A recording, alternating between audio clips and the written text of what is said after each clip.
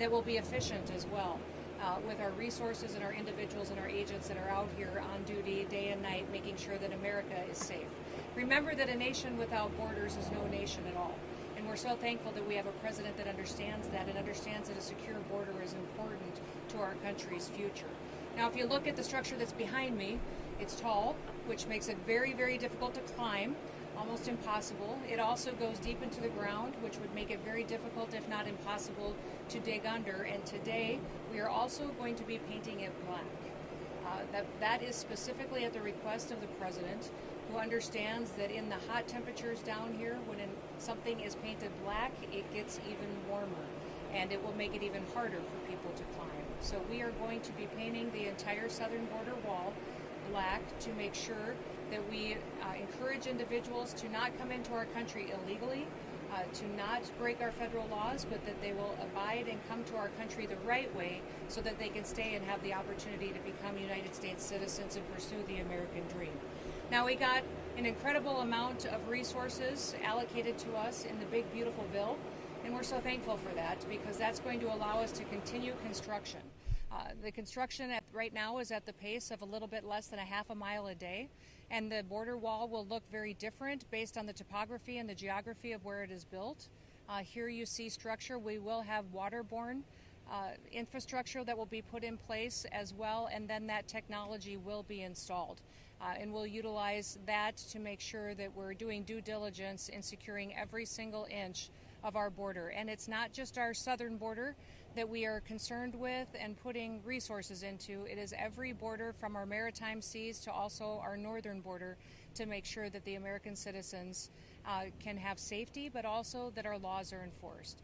I'm very grateful today to be here with two individuals that are leading our effort as far as securing our border, but also day to day making sure that our laws are enforced. I'd like to introduce first the Chief of the U.S. Border Patrol, Mike Banks, to share a few words with you.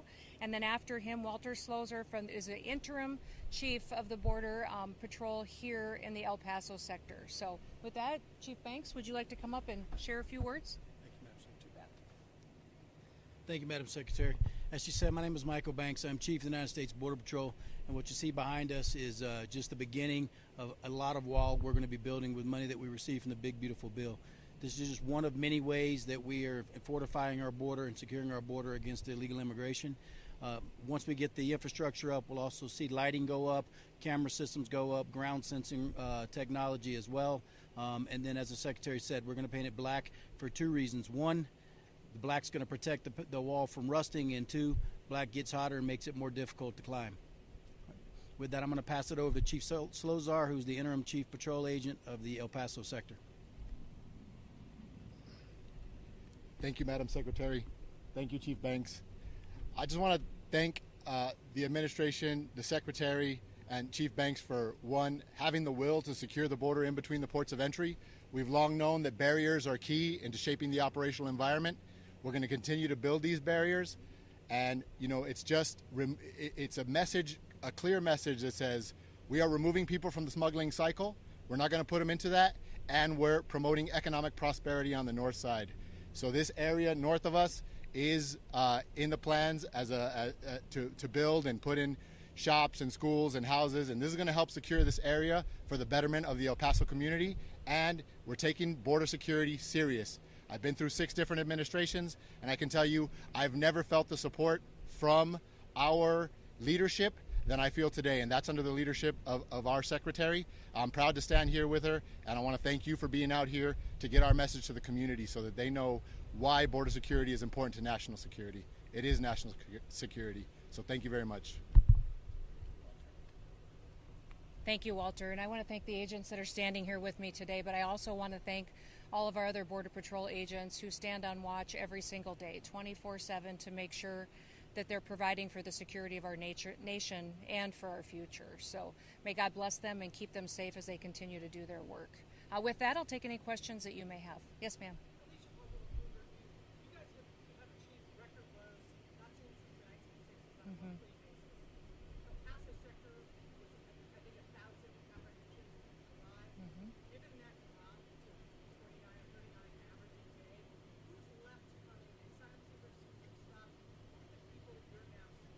I'll let Walter speak to that because he knows specifically the individuals that they're encountering here. But I think it is remarkable that for May, June, and July, we've had 0 illegal aliens come into the United States of America, according to our records, and encounters that people that have come into our country, that we have the most secure border in our nation's history.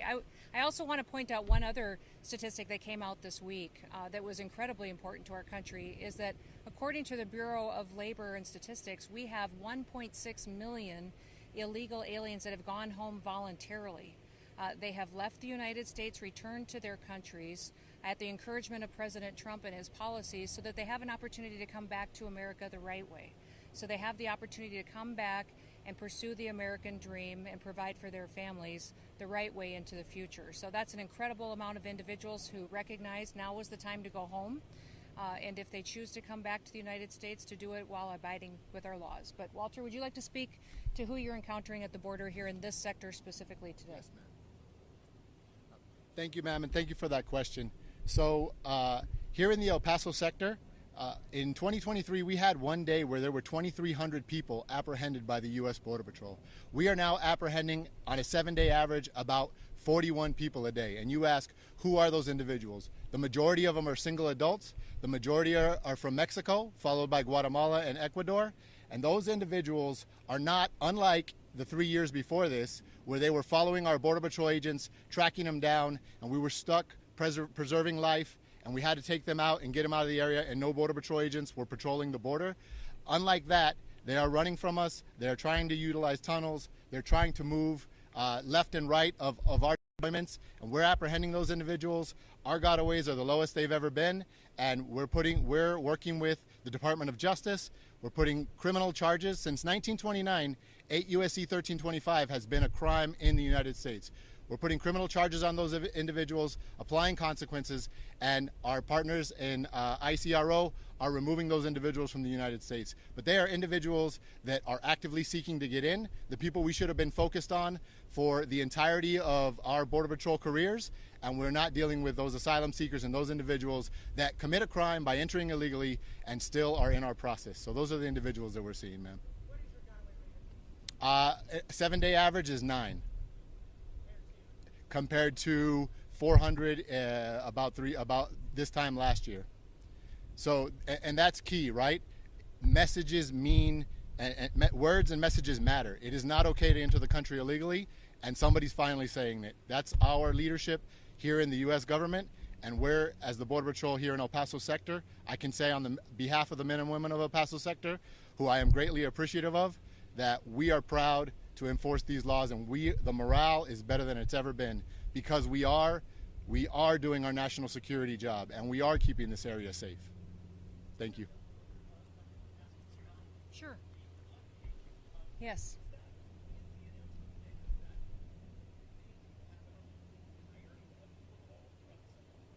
Yes. Yeah, it is. It's specifically going to be on structure that looks like this, that's made out of steel, and it is to protect the infrastructure from wear and tear and erosion that would occur. But also it is because the president specifically recognized that black gets hotter in this weather and in this heat and in this sun, and that when you touch something that's hot during these kinds of temperatures, it's very difficult to climb it, very difficult to cut it, to handle it. And he wants to make it as difficult as possible for individuals who are trying to break our laws. He means what he says, and he follows through on what he says he's going to do. And this was something he spoke to me about after the election that he wanted to do. And when he was sworn in, we immediately got to work on setting up the opportunity that when the structure is built, that it would be painted so it'd be protected and that it would be hot. Yes.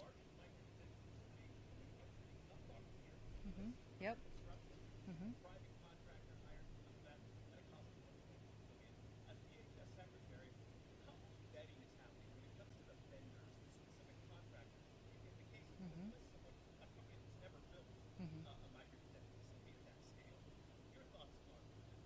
Well, most of that construction and those contracts go through the Department of Homeland Security, except for the ones that are on military installations. And so that is a DoD project that we're working in partnership with, which President Trump has committed to have a whole of government approach. He's got every agency and cabinet member working together to address the situation that we have with illegal aliens that are in our country. And so we're thankful for Secretary Hegseth's leadership and his partnership in that effort. But we're continuing to build partnerships with governors, with other local entities and local sheriffs or law enforcement agencies that are willing to open detention centers as well. In fact, in Nebraska, we have one that will be opening up soon, called the Cornhusker Clinker, I think it is, and that will be very helpful strategically, not far from Denver, Colorado, that will help us out with logistics and transportation to return people to their home countries. Yes. How will I further expand what? Detention centers? Well, we will continue to work the processes to make sure that people go through their due process hearings and deport them as soon as possible. So our hope is that we'll continue to build partnerships for more detention centers, but I'm very focused on making sure that once we're picking someone up in our country with final removal orders or criminal convictions and charges, that we're removing them as soon as possible too. My goal is not to build hundreds of thousands of beds. My goal is to get people out of this country that are here illegally. And so that's where our focus is, and we'll build as many detention beds as we need to get the job done. To Mexico? Oh, to New Mexico. There could be. I know that New Mexico has some debates going on with our detention centers, but we're planning on keeping our presence there and expanding it if possible. Yes. Mm-hmm. Mm-hmm.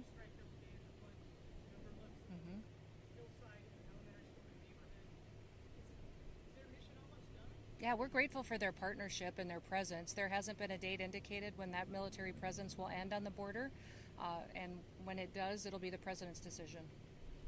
Yes.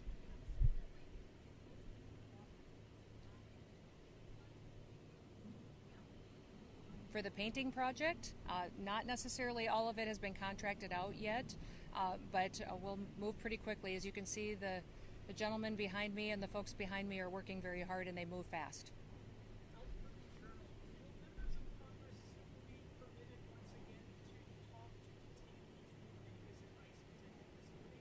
Oh, I believe that they have access and oversight responsibilities that they're able to conduct as long as they're giving us the due notice time in order to make sure we can do so safely, and that we have the ability to make sure everyone in the facility and everyone touring the facility can do that with an adequate number of security guards present, with an adequate number of people to conduct it in an orderly manner. So we're going to continue to facilitate that as long as they keep requesting the tours and visits.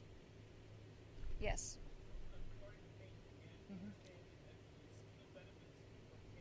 Mm-hmm. Mm-hmm. Mm-hmm. Mm-hmm. Don't touch it. They have a choice.